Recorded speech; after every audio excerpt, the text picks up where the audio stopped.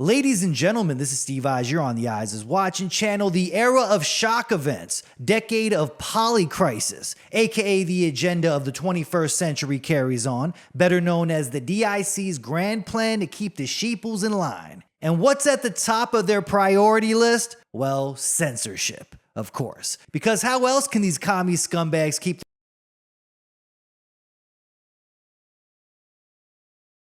We're living in the times where the controllers don't even try to hide their playbook anymore. From endless speeches by the DICs about cracking down on extremism to casually admitting the goal is clear: silence dissent, control the narrative, and make sure the only voice left is theirs. All in preparation for all across the Western world, it's the same thing. It's not just Brazil blocking X and fining people who dare to use VPN damn near $9 grand a day. I know, ridiculous. France has decided that the CEO of Telegram is public enemy number 1, which is another psyop in itself, because that man is another WEF puppet, of course. This eerily screams psyop, just like Elon Musk's role in the so-called censorship as well. I posted this on my Twitter the other day. This is kind of interesting. Look at the logo on X, looking like a piece of the Freemason symbol, people. I'm just saying. Well, ain't that some shit level stuff right there, people? But clearly there is a well-coordinated plot to take down these platforms and censor parts of the internet, and some of the big hero-like figures are behind this as well. The UK is rolling out the red carpet for censorship by arresting journalists or anyone who dares to film protests or speak negatively about the government that is destroying the nation. Even those so-called heroes of free speech are turning back and becoming the new thought police. This is censorship whack-a-mole, controlled by AI, where every time someone pops up to question the official story, the digital hammer of censorship comes down hard. The era of shock events continues, and check out what Kamala Cumrag Harris says right here. And will put the Department of Justice of the United States back in the business of justice. We will double the Civil Rights Division and direct law enforcement to counter this extremism. We will hold social media platforms accountable for the hate infiltrating their platforms, because they have a responsibility to help fight against this threat to our democracy. And if you profit off of hate, if you act as a megaphone for misinformation or cyber warfare, if you don't police your platforms, we are going to hold you accountable as a community. You hear that, people? Do you hear that? Aren't these the protect trans rights people? Because of their rhetoric right here? This is insane. Apparently, a dad bought his trans son an AR-15 for Christmas, all in the name of trans rights. Oh, it's about to get wild, folks. Kamala says she'll work with the DOJ to target extremism, which is funny because they've been doing that already for years. This speech is about using the DOJ to go after misinformation and extremism. Funny, they keep repeating the phrase free country and threat to our democracy while they decide what we can and can't say. They are quite literally taking pages out of 1984 for their campaign promises. Every one of their terrible ideas is like a repeat of the good old left-wing echo chamber BS. The moral high ground police over here. These people are going to tell us what is hate speech. The fiery but mostly peaceful protest crowd is going to tell us about hate speech. A bold strategy here by Kamala Harris, Commie Kamala, like all commies, is fiercely committed to absolutely nothing while grasping for as much power as possible. Kamala isn't just coming after your First Amendment rights. She's been basically screaming in every interview too that she's coming for your Second Amendment rights too. We who believe in the freedom to live safe from gun violence will finally pass universal background checks, red flag laws, and an assault weapons ban.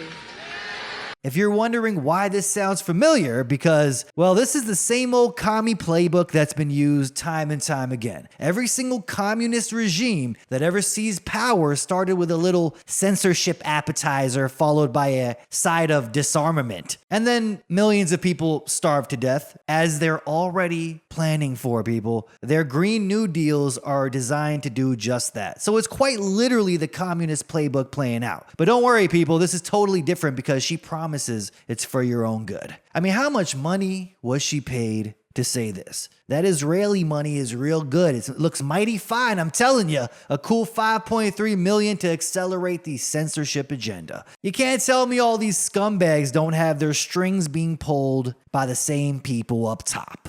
Around the world at the same time. I brought this up before. Argentina. They had their so-called hero, Javier Milei, a man hyped as the right-wing answer to Donald Trump. Remember this? Everyone was so glad he was about to pop up and change the game. Defend free speech. Attack the globalist policies. Attack the woke agenda. Enough with the climate change BS. But the man is playing his own role in this worldwide clown show as usual. Because why should only the left have all the fun with the censorship, am I right? The puppeteers behind the scenes clearly love to keep their options open, pulling the strings on both sides of the aisle to get their dirty work done. Milei's Argentina is now pushing their own little original brand of dystopia right here. They got plans to implement a Minority Report style system that punishes people before they even commit a crime. Freedom is great, isn't it? What could go wrong? Both left and right, it's the same ish. Control the narrative, crush dissent, and convince you it's all for your safety. We've seen this psyop play out before. The only thing these clowns can actually agree on is their bipartisan commitment to screwing us over. Now let's go over to the commie dictator on a power trip in Brazil.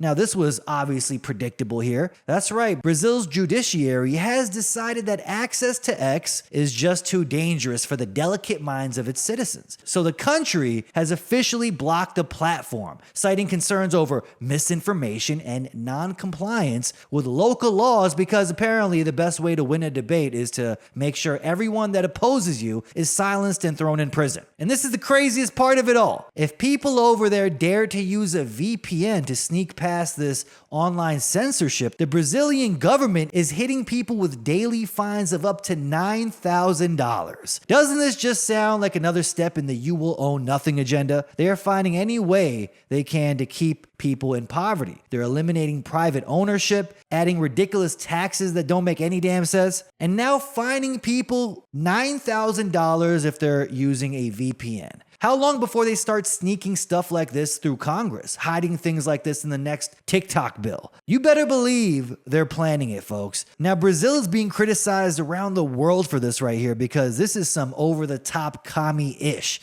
And of course, the judge going crazy over there with the censorship, trying to ban any shred of free speech left, looks like a literal vampire. That's right, look at this man right here. What's up with all these DICs trying their hardest to look like evil supervillains? What the hell is going on here? At least it makes it easy for us to spot the DICs. Not hard to tell who the bad guys are, folks. They're quite literally dressed like Dracula. But around the world, it's the same-ish. France is going after Telegram's CEO. Ex-banned in Brazil and Venezuela, apparently. I mean, I smell a big psyop, people. I mean, Elon Musk is supposedly up in arms and furious, huffing and puffing about the latest censorship blitz, like he's suddenly the last champion of free speech. But his latest outrage here seems more scripted than anything. China and Russia have already banned X. It's been banned there for a while now, and Elon didn't even bother to raise an eyebrow or ever bring this up, let alone a single tweet about it. Matter of fact, just like the rest of the DICs, he praises China. In one video, he was saying China is getting it right with their big super app called WeChat,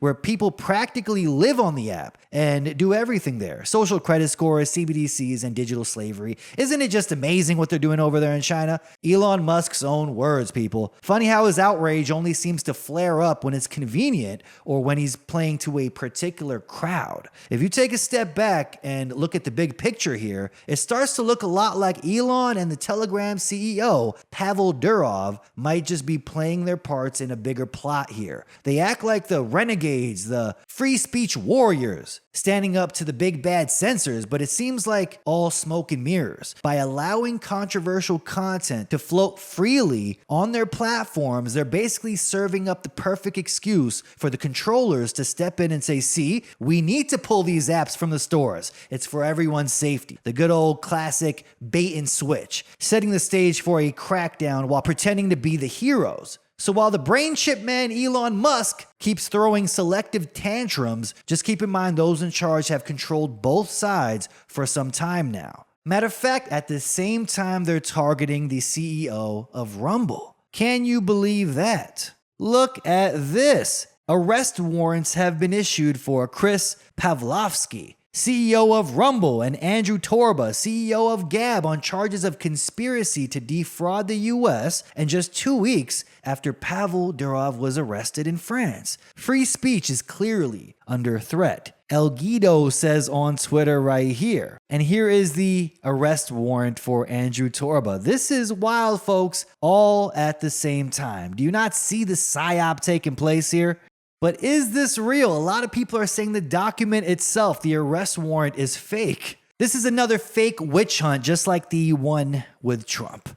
They're trying to have these people look like heroes to the masses, putting on this theatrical performance, a fake witch hunt, to have people think these people are heroes, when in reality, they've sold out a long time ago. They're playing their roles in the great takedown of certain parts of the internet, and they will cooperate with the DICs, guaranteed, and Rumble will be taken down, along with many others, and then BitChute is coming last. And you can guarantee when that happens, the next PSYOP, the biggest PSYOP in history, is going to take place, and it'll make 9/11 look like a cakewalk. An illusion, just like the left-right dichotomy of politics. It's all about giving people the illusion of choice. It's about tightening the noose and making sure the gatekeepers hold all the keys. Matter of fact, when I see what is being done here, it gives more credibility to the Silent Weapons for Quiet Wars document. Now, I haven't been through this in a while, but I want to go over it again because what was written in it seems more relevant now than ever. The Silent Weapons for Quiet Wars document was first seen in the 1980s. It was supposedly found in an old IBM copier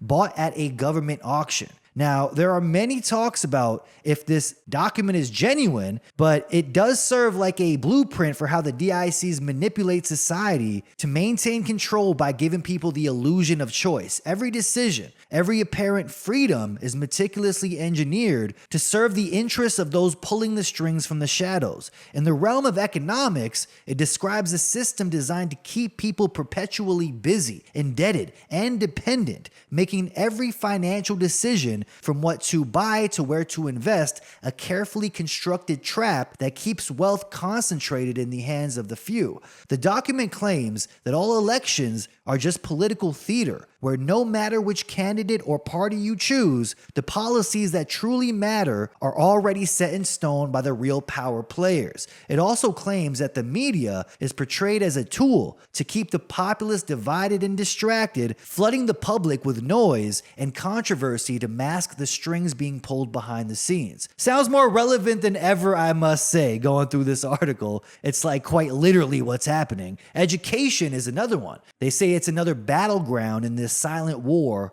and it has a whole section on it right here, where the aim isn't to create independent, critical thinkers, but to produce compliant citizens who accept the status quo. Our educational system isn't about real learning, but about molding minds to fit neatly into the machine, ensuring that the next generation doesn't question the grand illusion. Then there's technology. This is an interesting one here. Once again, very relevant. The shiny, seductive promise of progress that doubles as a surveillance network. And now we see this taking place with the creation of AI. They're like, oh, don't worry, AI will help with everything. It'll make everything easier. And then Facebook announces it will use AI to ban people for spreading misinformation. That's how quick it is, folks. So while smart devices and social media give us this illusion of connection and convenience, they're really just tools for 24/7 monitoring and behavior modification through carefully designed algorithms.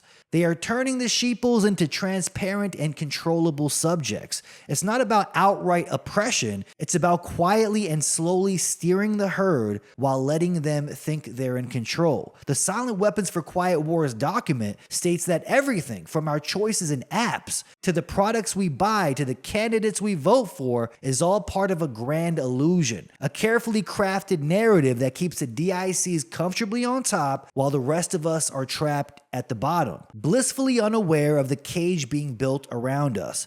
It's really a masterclass in deception, where every choice you think you're making is just another move in a game rigged long before you even knew you were playing it. So while the masses stay distracted with endless chaos and the doom and gloom, the ones that actually matter and shape our lives and future are being made in the shadows, hidden from the public eye. And this leads me into the next subject right here. Well, people, another win for the conspiracy theorist. We're gonna need a whole new scoreboard at this rate. I mean, it's getting ridiculous. From fluoride lowering IQ to the COVID shots killing people, to now, your phone is spying on you and the DICs admit it. Headline on Insider Paper, our phones are really listening to our conversations. Marketing firm reveals. Yeah, shocker, right? Let's go over the article right here. Another day, another conspiracy theory turned spoiler alert. Your phone is listening to every word you say, according to 404 Media, Cox Media Group, a proud collaborator with the likes of Facebook and Google, has been using active listening software to eavesdrop on your conversations.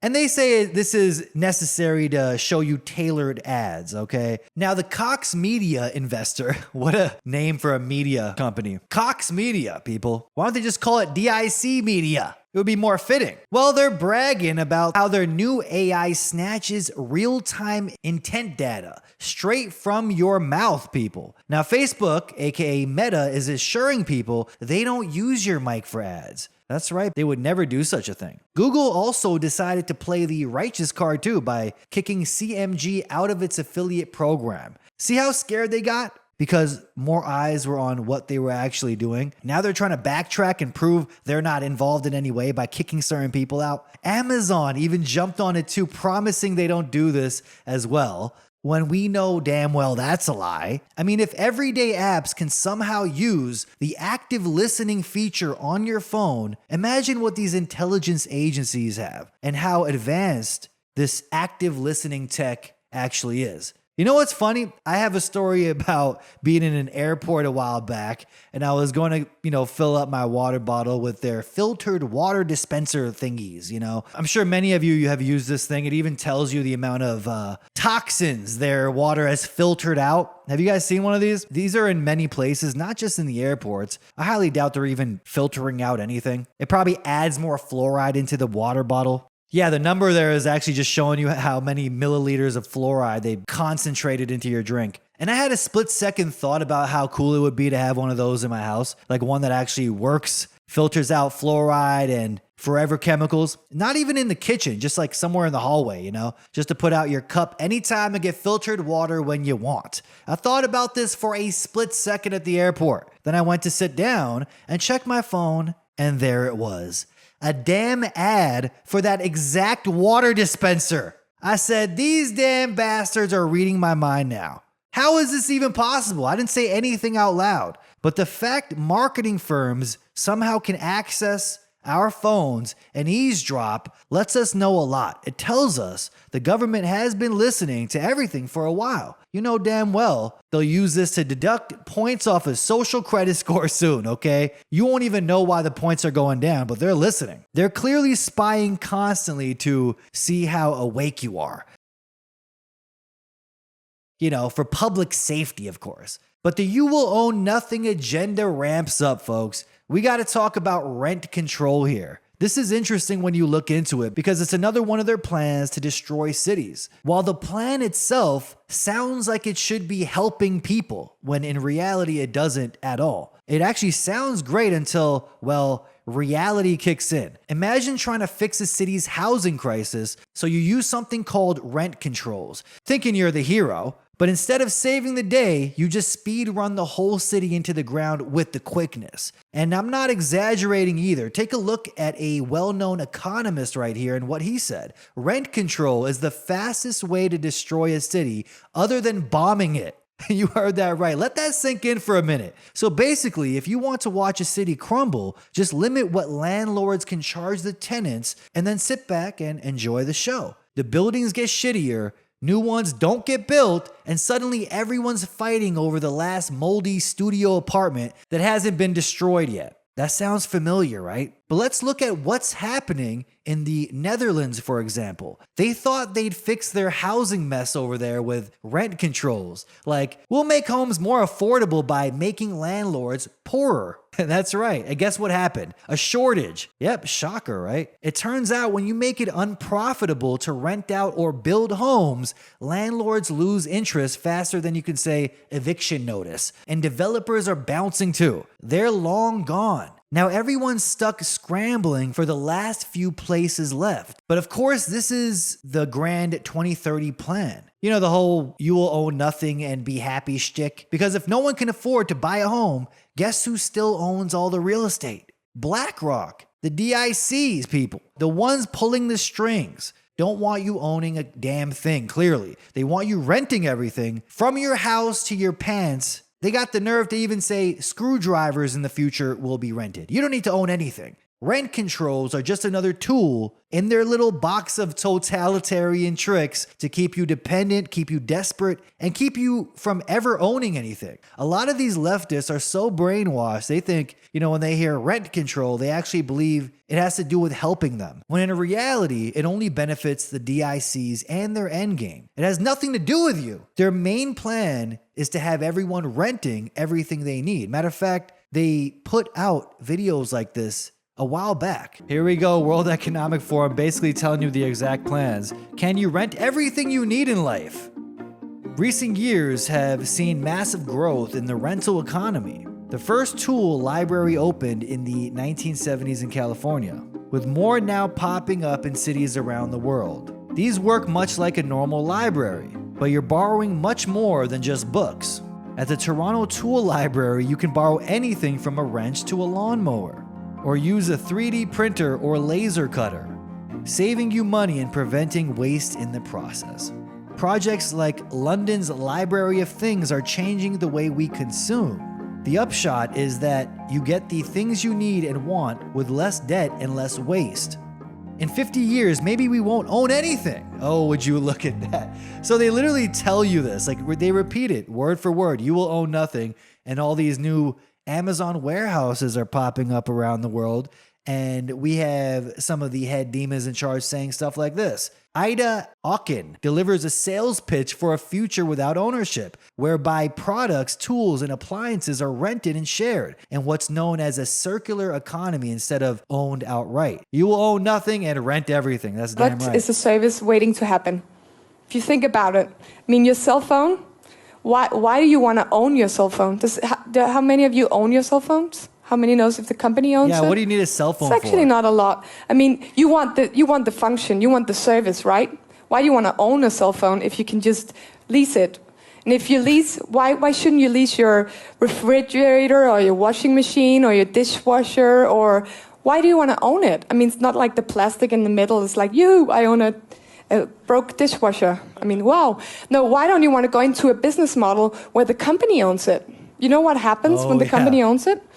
Actually, they can bring down the prices because they don't have to buy new metal and new plastic. Well, I've played that before years back, and it looks like they're really pulling this off. It's crazy. It was a conspiracy theory years back, and now we're seeing the steps take place in order to eliminate private property rights, in order to drive people into poverty, where people won't have a choice but to accept this new system here. They did tell you word for word what they were going to do. And here we go. The EU plans to create an asset database for all its citizens. This register will track real estate, bank accounts, securities, vehicles, and possibly art and precious metals. And of course, the EU is justifying this by saying this is needed to combat money laundering and terrorist financing. Tracking the assets of those evil Russians, of course, they always bring that up. The oligarchs in Russia are cited as a reason. Critics, however, fear that the register could be misused in times of crisis to use citizens' assets to pay off debts.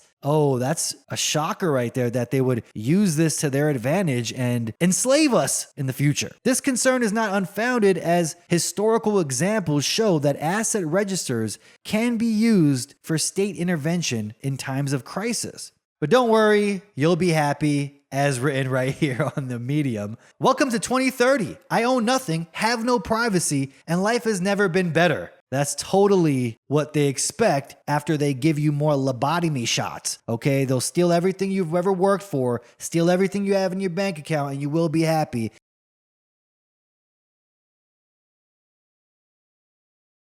Effectively giving you stomach full of cricket paste.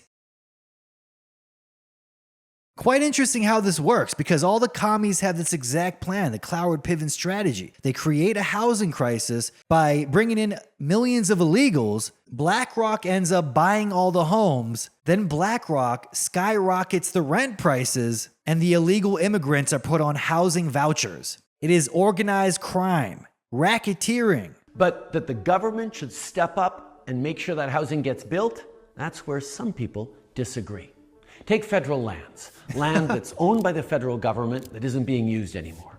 The Conservative Party leader wants to sell it all off to make a quick buck. That does nothing for you. The federal government owns tons of land in cities and towns across the country. You could build a lot of homes on those lands, so that's what we're going to do. You hear that? We're offering up that public land for housing. And we're not just going to sell it all to developers, we're going to long-term lease it. See, by leasing the land, we get to work with communities to make sure that home builders are building the right homes, homes you can afford. Government subsidized housing. And you gotta listen to what the DIC Trudeau turd bucket says to stay in one of the homes. It's total government overreach. And what he basically admitted is they're going to create 15-minute cities with skyscrapers as high as the clouds, Hong Kong style. This is their solution to the crisis they created. And at the same time, we got more good news right here. Mutant mosquitoes, funded by Bill Gates, are being rained down on the population, causing an infinite amount of new diseases. Guess what their solution is to this one? Oh, you better believe it. It's always the same thing. They're spraying pesticides on the streets in places like New York to combat West Nile virus, people. Yep, another one here, as you can see in these videos. This is just insane. They do this all the time, mind you.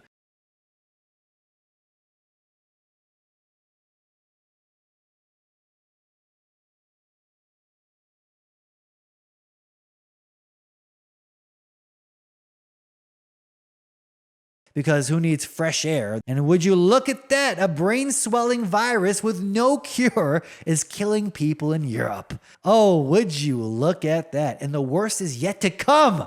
What a title, people. This is just propaganda at its finest. These don't even sound like headlines. Like, this would be written on a sci-fi horror movie poster right underneath the title of the movie. The caption would be this exact thing right here. No cure is in capitals too. Oh, would you look at that? You know, just to give it that extra doom and gloom touch, it's just getting ridiculous.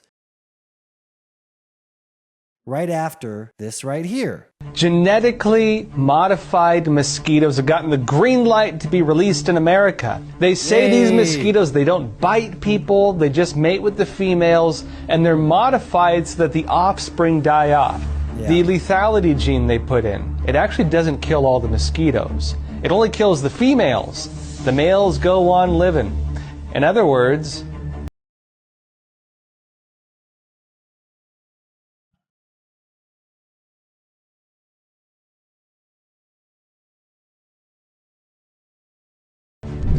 in September 2022, NPR declared that the researchers had using these GMO mosquitoes. One of the lead scientists on the program told the publication that we use the mosquitoes like they're 1,000 small flying syringes. Well, look, what's the big concern here? Well, partially true narratives are being used to roll out a program to release GMO insects. The program does not have a lasting effect. And even beyond that, the programs are linked to others that could be used to involve. You hear what he said? He said they're changing the DNA of these mosquitoes so their offspring are affected and certain ones die after. They're doing that to mosquitoes, creating GMO mosquitoes. But no, they would never do such a thing.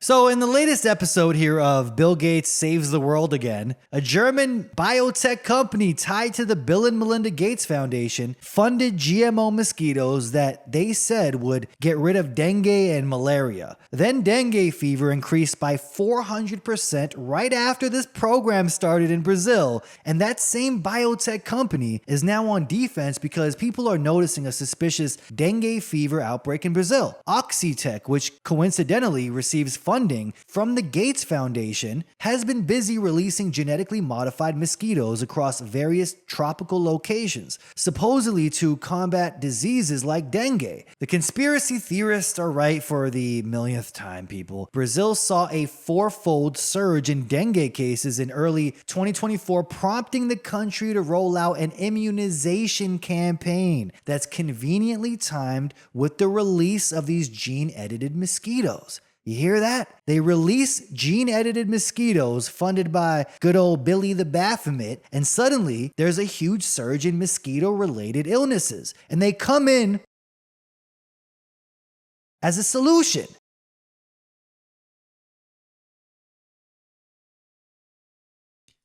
The EPA recently approved an experimental use permit to Oxitec, a biotech company funded by the Bill and Melinda Gates Foundation. In an effort to fight malaria, Oxitec will soon release millions of genetically modified mosquitoes in various U.S. states. According to the NIH website,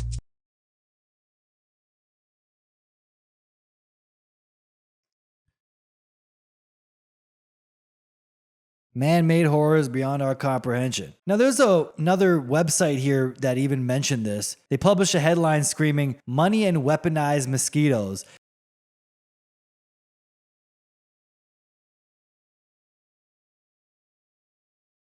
Oh my God, this is wild stuff. The Gates Foundation, the same folks who we're told are funding malaria-related projects trying to cure dengue in places like Brazil, are also coming in with the solution. So the Gates Foundation is also knee-deep in eradicating polio with a $59.2 million commitment, and they wanted to target polio in Pakistan. It's all very charitable and, of course, absolutely unrelated to the mosquito breeding factory in Brazil, which is setting up to mass produce 5 billion genetically modified mosquitoes annually. But hey, they say it's all in the name of protecting up to 70 million people from dengue over the next decade.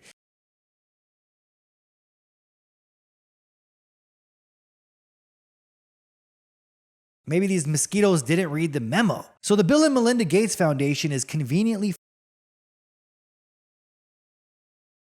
that's suddenly in high demand. Would you look at that? In Japan, Takeda is cashing in, supplying millions of doses of Q-Denga.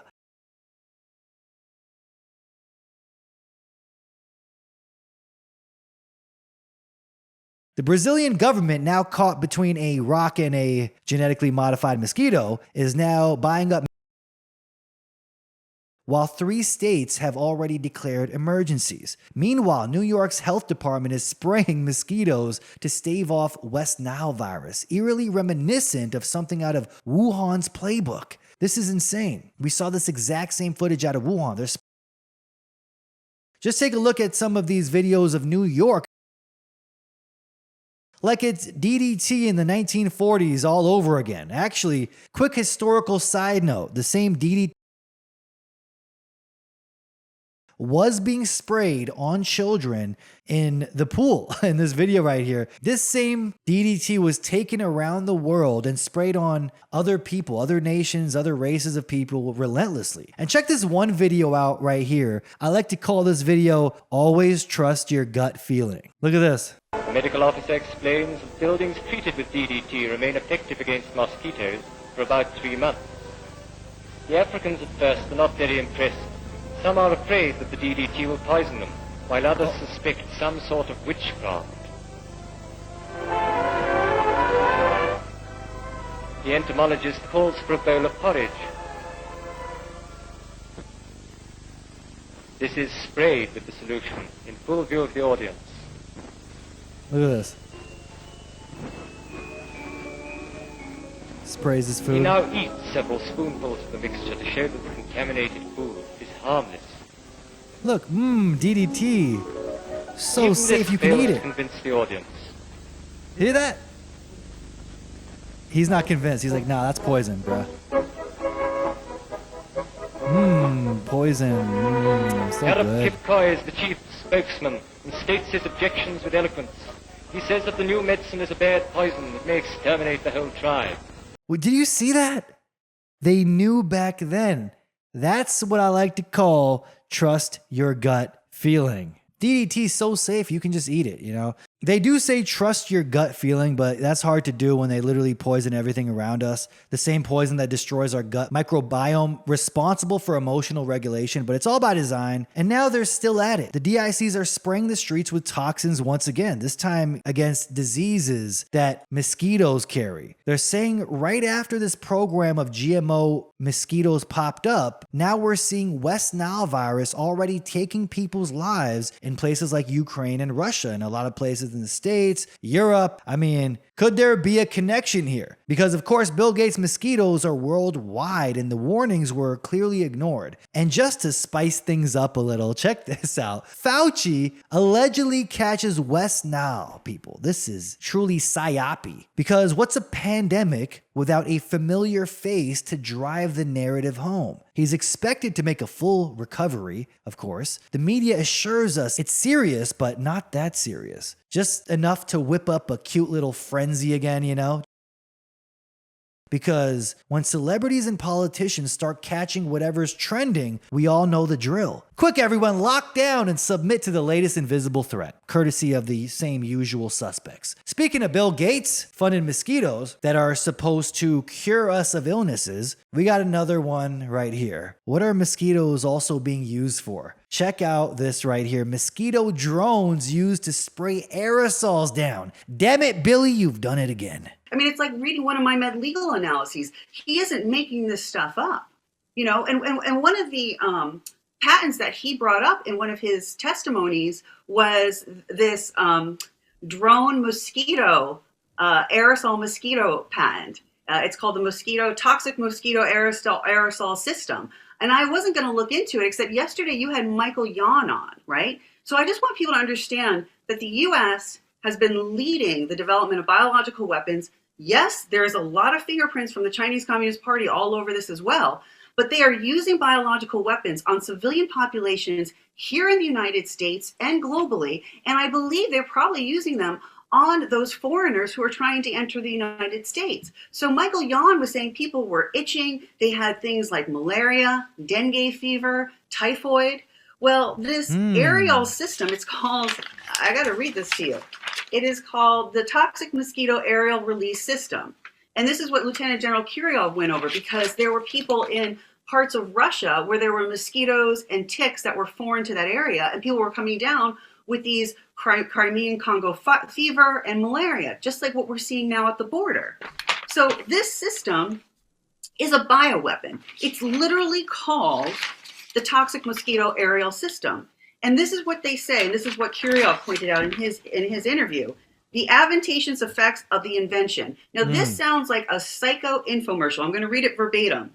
With the Toxic Mosquito Aerial Release System, large masses of people can be immunized, or enemy troops can now be wiped out or rendered useless without having to risk endangering our own troops. The Toxic Mosquito Aerial Release System is extremely low cost and can easily accomplish what $1 billion in medical intervention or airstrikes cannot do. The mosquitoes in the Toxic Mosquito Aerial System can be contaminated with various types of genetically altered bacteria to activate the immune response or contaminated with toxic sickness agents, depending on the objectives. For military purposes, the mosquitoes can be used to deliver an agent such as malaria to create sickness, or they can use much more toxic and highly contagious agents and viruses. A highly contagious virus could wipe out 100% of the enemy troops because the ones that did not get bitten will contaminate their fellow soldiers. And in closing, when it comes down to the hell of war or the miraculous, beautiful technology of a mosquito, the choice will be easy to make. That's in the patent. That's wild. Obviously, the stuff about viruses is BS. They're going to use them to spread viruses. Actually, a lot of videos are out there if you people want to look into it.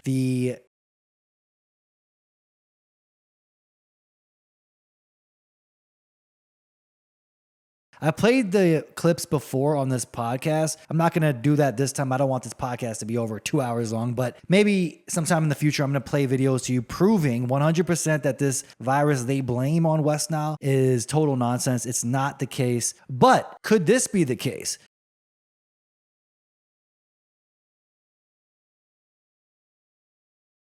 They call them flying syringes. So who's to say? Maybe this is what can't put it past the DICs. I went over last podcast, all these new illnesses popping up in Europe now. Sloth fever, sloth viruses. And in those articles, they also say these are diseases caused by mosquitoes. It's endless. And it all happened right after that popped up. It's the same with the polio stuff in Africa. It's like the same thing over and over again. And check this out right here. The lizard in a human suit right here, known as Mark Zuckerberg, came out recently saying, sorry guys, sorry for all that censorship on Facebook early on. Can you guys believe it? The demons in charge know what's coming, okay? I mean, they can't hide what's been done for much longer. Is Mark trying to save face here? Is he hoping for redemption when the Great Awakening takes place? Think about it. He's basically admitting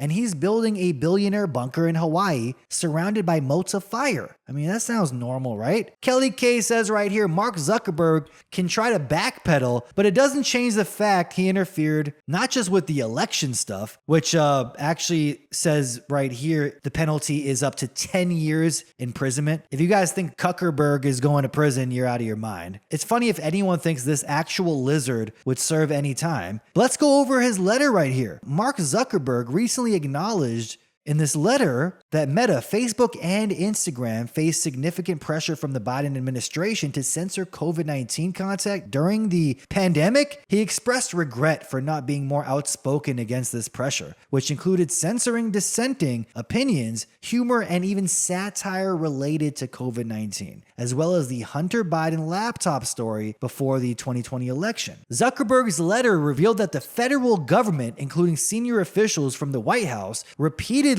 pressured Meta to suppress content that could contribute to vaccine hesitancy. Meta even outsourced COVID-19 content moderation to the CDC, leading to a broad crackdown on posts deemed contrary to the government's public health narrative. Crimes against humanity, people. Zuckerberg stated that moving forward, Meta would not blindly comply with government directives and plans to stand up against similar pressures in the future. Oh, isn't it a little too late?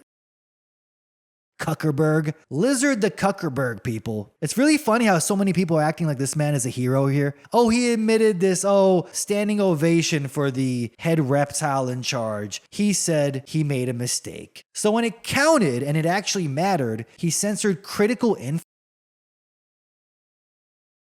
He did so without a shred of sympathy for anyone opposing it. Then after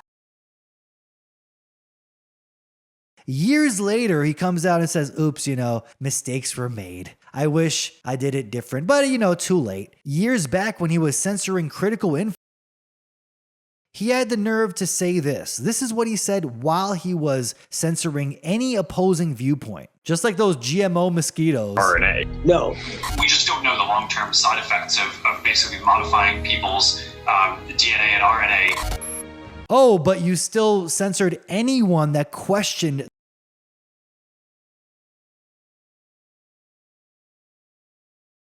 Even when the censorship was on another level, even he admitted there was some concern and stating they had no idea what would happen if they did this. But anyone that presented any alternative facts about the shots were immediately censored and banned. So the DICs can get the most. Now he wants sympathy. He's asking for forgiveness as he hides in his billionaire bunker surrounded by moats of fire. Nothing suspicious at all, but could these billionaires know about some kind of upcoming cataclysmic event on the horizon? Is that why they're building the bunkers? And I don't mean something natural that will take place. I mean a mass extinction level event. If you guys look up articles about this within the past week, it's insane. Remember the article I went over last podcast about how the earth is wobbling, days are getting longer, and humans are to blame? Well, it looks like they want people believing this because, of course, blame humans for it. Endless mass extinction articles are imminent right here. I had to save these for this podcast. This is ridiculous. Happening again, it says. Mass extinction happened when Earth's rotation slowed dramatically, says a study. And another one here. Earth slowed down dramatically during worst ever mass extinction. Chinese-led study finds. Thanks to the Chinese scientists over there, the same ones saying 6G technology will grow our neurons in our brain. Thanks to those Chinese scientists, two major shifts in the speed the world spins around were found.